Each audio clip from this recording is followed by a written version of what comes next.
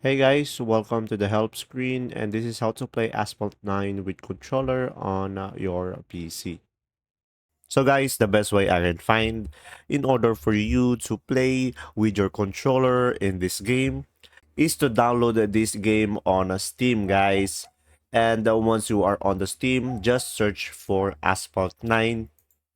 And as you can see over here, if we scroll down, we have the full controller support. We have the Xbox controllers and the DualShock controllers. And guys, once you have added it to your library, as you can see, when we go to the library over here and we click on this one, and guys, make sure to go over here to the manage and then click properties. And then from here, guys, go to the controller tab. And then from here, just make sure to enable Steam input.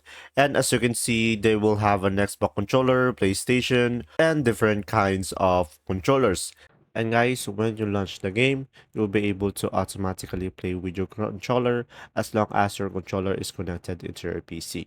And there you go. If this video was helpful, please like and subscribe, and thanks for watching. See ya.